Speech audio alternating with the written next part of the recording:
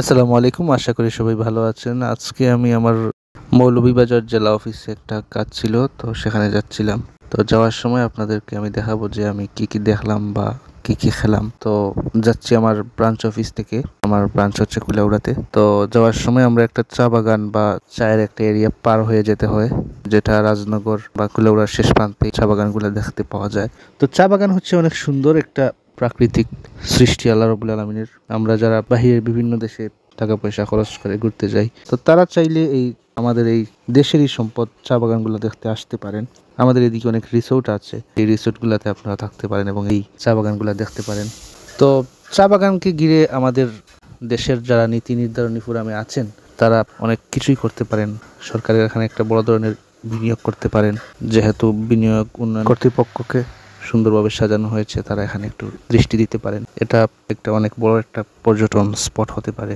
আবার আমাদের এই চা রিসার্চ যে প্রতিষ্ঠানগুলো আছে, তারা এখানে গবেষণা করে নিত্য নতুন অনেক জিনিস আবিষ্কার করতে পারেন, যেটা আমাদের চায়ের ইন্ডাস্ট্রিকে আরো একটু উপরে তুলতে পারে। আমি এগুলা পার হয়ে যাচ্ছি, চা শ্রমিকদের দেখছি, খেয়াল করছি। আসলে এরা অনেক বঞ্চিত বলা যায়, যাদেরকে চাইলে এই চা বাগান কর্তৃপক্ষ বা সরকার একটু প্রণোদনা দিয়ে তাদের জীবনযাত্রার মান একটু উন্নত করতে পারে।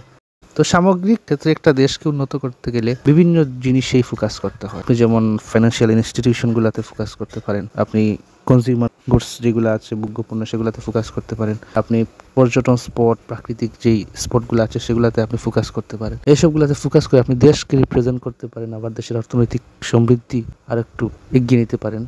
আসার পথে মাগরিবের নামাজ পড়লাম দক্ষিণবাগে।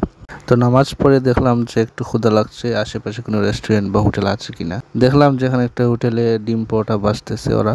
তো যেহেতু ক্ষুধা লেগেছে, ভাবলাম যে একটু খেয়ে নেই, তারপর আস্তে আস্তে বাড়ির দিকে রওনা হব। তো আমি ঢুকলাম সেই হোটেলে, ঢুকে আমি বসলাম, অর্ডার দিলাম, তারপর একটু পরে নিয়ে আসলো।